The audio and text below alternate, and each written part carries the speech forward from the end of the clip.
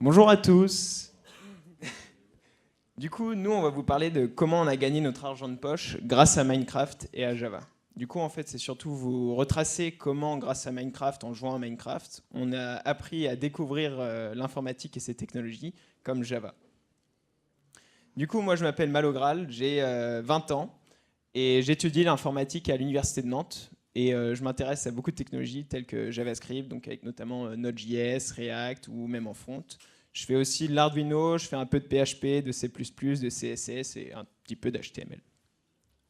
Bonjour, moi c'est Corentin, j'ai 18 ans depuis peu et je suis actuellement lycéen en terminale et l'année prochaine j'irai probablement étudier l'informatique. Donc moi je fais essentiellement du Node.js, du JavaScript, du Java et je m'intéresse un peu à beaucoup de choses, notamment le React, malgré que j'aime pas trop le front et j'apprends beaucoup de choses, notamment le Go. Euh, nous, toute notre aventure, c'est basé sur le jeu Minecraft. Donc en fait, c'est un jeu de type bac à sable, donc c'est-à-dire qu'on peut faire ce qu'on veut dans un monde libre, qui est sorti en 2011 et qui a vraiment explosé. Donc actuellement, il y a environ 250 millions de ventes, donc c'est quand même pas mal. Il a été racheté par Microsoft en 2012 pour une grande somme de 3 milliards de dollars. Et s'il a explosé, c'est parce qu'il propose beaucoup de choses, donc notamment de faire des serveurs. Donc on peut jouer avec des amis ou avec tout le monde, tout simplement en mettant à disposition l'IP de notre serveur et les gens peuvent se connecter et y jouer. Donc on peut modifier comme on veut les clients et les serveurs Minecraft grâce à des plugins et des mods, tous codés en Java. Du coup, à partir de ça, au début, on jouait tout seul et en solo. Mais ensuite, on a voulu jouer avec nos amis. Et du coup, c'est pour ça qu'on a installé l'application LogMe et Namashi, qui permettait de connecter en peer-to-peer, donc les personnes à un host qui ouvrait ses ports. Et du coup, on pouvait jouer à plusieurs et on pouvait jouer avec nos amis. Du coup, c'était super bien parce que c'était totalement gratuit, mais il y avait quelques problèmes, comme par exemple la limitation à 8 utilisateurs. 8 utilisateurs. Mais aussi un très gros problème, c'était surtout que Lost devait être connecté pour que les autres puissent le rejoindre. Et du coup, si quelqu'un voulait jouer alors que Lost ne pouvait pas, il ne pouvait pas jouer. Le principal problème, c'est que c'était pas du tout scalable. C'est ce qu'on a voulu faire assez tôt. Donc, on a cherché un moyen pour avoir la possibilité d'avoir un serveur qui tournerait en permanence. Du coup, c'est pour ça qu'on est parti chez ce qu'on appelle un hébergeur Minecraft.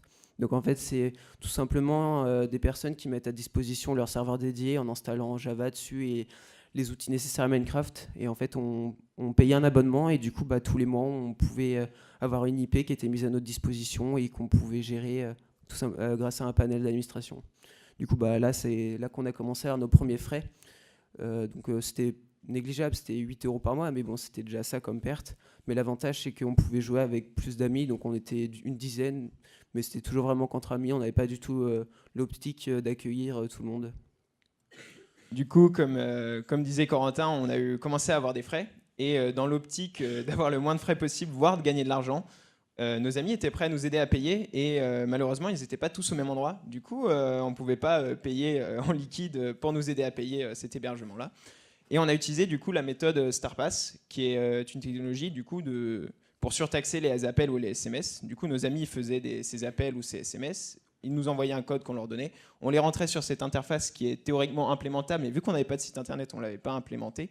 Et nous, on recevait du coup un petit peu d'argent. Donc à partir de ce moment-là, on n'avait plus de déficit et l'hébergement était totalement rentabilisé. Mais on jouait toujours qu'avec nos amis. Là, c'est vraiment à ce moment-là qu'on a commencé à s'intéresser à l'informatique, toute la partie technique de la programmation. On a participé notamment à l'organisation du Devox for Kids 2014 à Nantes, parce que notre père est dans le staff du Nantes Jug. Là, on a aidé à l'installation et on a assisté les jeunes dans l'apprentissage de l'informatique à travers Scratch notamment. C'était une bonne expérience. C'est toujours à ce moment-là qu'on a voulu se focaliser sur la partie technique et pour accueillir davantage de joueurs et éventuellement gagner plus d'argent grâce à notre serveur Minecraft. C'est là on a changé d'hébergeur. On est parti chez l'hébergeur qui dominait le marché à l'époque, donc c'était Pulse Héberge, qui était vraiment en train d'exploser. Là, on a pris un hébergeur un peu plus cher, donc une dizaine d'euros par mois. Et du coup, on a pu accueillir plus de joueurs. Et cette fois-ci, c'était des gens qu'on ne connaissait pas. On leur donnait l'IP, notamment à travers différents moyens de pub, donc des sites, des chaînes YouTube. Et du coup, ça nous a permis de gagner un peu d'argent grâce à la mise en place d'un site avec l'outil qui s'appelle Buycraft. Donc aujourd'hui, c'était Bex, mais ça permettait de mettre en vente des avantages sur notre site et ils étaient directement donnés après achat sur le serveur Minecraft. Du coup, ça nous permettait de gagner un peu d'argent. Donc c'était pas beaucoup, c'était une dizaine d'euros par mois, encore une fois, mais c'était déjà ça. Donc, Pulse Héberge nous proposait un hébergement Minecraft au début, mais après, il nous proposait aussi d'utiliser un VPS ou un serveur dédié. Et du coup, on a évolué vers ça. Et en évoluant, on a dû apprendre de nouvelles technologies. Parce que pour un VPS ou un serveur dédié, c'est sous Debian et donc pas juste une interface web toute bête. Et du coup, on a dû apprendre à se servir de Debian. On a donc installé une stack LAMP, donc avec Debian, Apache, MySQL et PHP. Parce qu'en tant qu'à faire, on a installé aussi un site web, du coup un CMS qui s'appelait CraftaShop, qui est spécialement dédié à Minecraft, donc avec une boutique intégrée, des statistiques de notre serveur, donc une bonne liaison, donc comme WordPress, mais vraiment spécialisé dans Minecraft. Et l'intérêt d'avoir un site, c'est qu'on a vraiment commencé à grossir avec environ 1500 utilisateurs, avec un record de 30 connexions simultanées. Et à partir de ce moment-là, on a commencé vraiment à faire des bénéfices, quoi. Donc avec notre hébergement de 30 euros, donc comme je disais, c'était pour avoir un meilleur prix-performance, un meilleur rapport prix-performance. Du coup, ça commençait à devenir assez cher. Mais on rapportait plus d'argent. Et du coup, on a commencé à avoir des profits allant jusqu'à 30 euros par mois. Cependant, la scalabilité nous a donné des problèmes. Enfin, là, ça dépendait plus de l'hébergeur parce qu'ils étaient en train d'exploser, comme je vous le disais, et leur réseau ne suivait pas. En plus, ils subissaient des attaques au niveau de leur réseau en permanence. Du coup, notre machine était 90% du temps inutilisable. En plus, ils ne pouvaient pas nous aider. On leur demandait quand est-ce qu'ils allaient résoudre leurs problèmes. Ils nous disaient vous inquiétez pas, bientôt ça sera résolu. Du coup, ça ne nous aidait pas trop. Mais ce qu'on va dire, ce qui nous a achevé un peu notre expérience chez Pulse Héberge, c'est lorsqu'on a reboot une machine après des updates un jour, toutes nos données avaient disparu. Du coup, c'était pas super sympa. Et on leur a demandé d'où ça venait. Ils nous ont dit on ne sait pas, on peut rien faire, on n'a pas de backup. Du coup, c'était assez problématique. On n'avait non plus aucune backup. Mais on n'a pas lâché l'affaire, au contraire, on s'est dit on va voir plus grand encore. Du coup, on est parti chez OVH sur un serveur dédié. Enfin, chez SoyouStart, mais c'est une filiale d'OVH. Et tant qu'à installer du coup une nouvelle lampe, donc parce qu'on a changé d'hébergeur et de serveur, on a encore appris de nouvelles technologies. On a découvert de nouvelles technologies, et notamment BungyCord, qui est un proxy spécialement dédié à Minecraft, qui permet de lier différents serveurs Minecraft. Donc le joueur peut sélectionner entre différents serveurs Minecraft, qui permet de faire différents modes de jeu. Et du coup, en parallèle de ça, on a installé et utilisé Redis, qui nous permettait d'avoir une meilleure connexion à ces différents serveurs Minecraft, avec des commandes généralisées, des données généralisées. Et en plus de ça, moi j'ai commencé à apprendre le PHP et le MySQL. Du coup, le site qu'on avait avant, qui était sous PHP et MySQL, j'ai pu ajouter quelques petites modifications pour donner encore plus envie et faire une différence entre la concurrence et nous.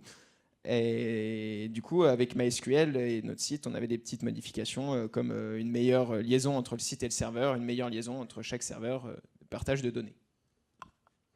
Toujours dans l'optique d'améliorer notre serveur et de se démarquer de la concurrence, on a commencé à prendre le développement. Donc on a commencé avec Script. Donc c'était en fait un plugin Minecraft qui nous permettait de créer nos propres plugins très simplement avec une syntaxe comme vous pouvez voir en bas. Donc c'est vraiment du texte, les fonctions sont du texte. Donc c'est assez proche de l'UI, il me semble. Et du coup, ça nous a permis vraiment de faire tout ce qu'on voulait sur notre serveur. Du coup, ça nous a permis de nous démarquer. Mais le problème, c'est que c'était pas du tout optimisé parce que c'était un plugin qui convertissait les scripts en fonctions Java. Du coup, ça posait des gros problèmes de performance. Du coup, on n'est pas resté avec ça longtemps. En parallèle de ce business qui commençait du coup à devenir assez gros et à nous rapporter un peu d'argent, on a tous les deux, chacun de notre côté, appris de nouvelles technologies et lancé des projets. Du coup, moi j'ai appris, donc, comme je disais, le PHP, j'ai aussi appris le script. Et avec un ami, on a lancé donc, le site Bananonyme, qui était un site de service, du coup, surtout dédié pour des gérants de serveurs Minecraft, qui nous demandaient du coup des sites qui en avaient besoin autour de Minecraft. Du coup, je leur codais des sites en PHP. Ils avaient aussi besoin de plugins pour leurs serveurs, eux aussi. Donc, je développais des plugins en script. Et j'installais leur serveur Minecraft s'ils avaient besoin, sous Debian ou même juste un serveur Minecraft. En plus de ça, j'avais un très gros projet, parce que ça m'a vraiment plu et ça prenait pas mal de temps, qui était sous PHP et MySQL. C'était un site de statistiques, donc Escatats.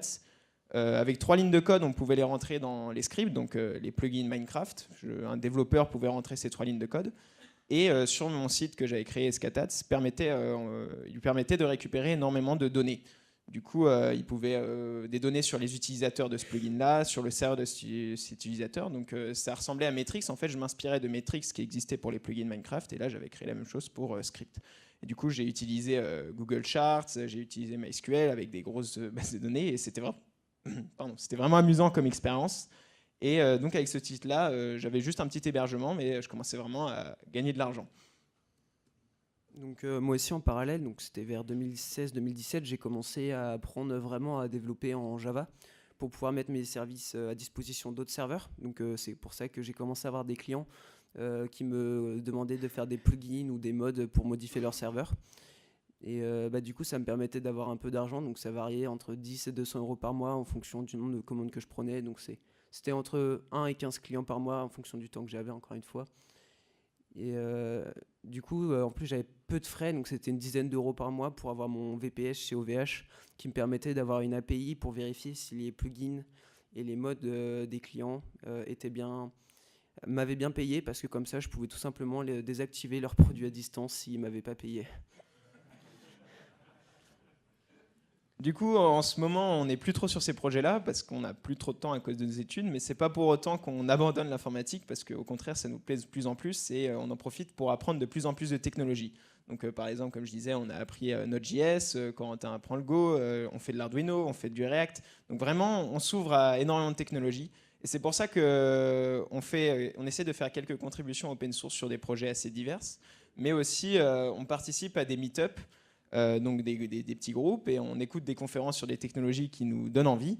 Et c'est ça qui nous a donné envie de préparer une présentation, parce qu'on avait vraiment envie du coup de faire une présentation et d'avoir cette expérience-là qu'on a présentée du coup à Nantes et qu'on présente aujourd'hui ici. Et c'est aussi pour ça que, du coup, qu'on est venu au Devoxx pour écouter encore des conférences et s'intéresser à plein d'autres trucs. Et du coup, l'avenir, qu'est-ce qu'il nous réserve ? Nous, on s'intéresse encore à d'autres technologies. Et l'idée, c'est de créer le plus de projets possible. Dès qu'on a des idées, on les note quelque part et essayer de les faire si on a le temps, et réaliser des projets ensemble et des trucs cool dans toutes sortes de technologies. Donc voilà, merci beaucoup de nous avoir écoutés, et si vous avez des questions, n'hésitez pas.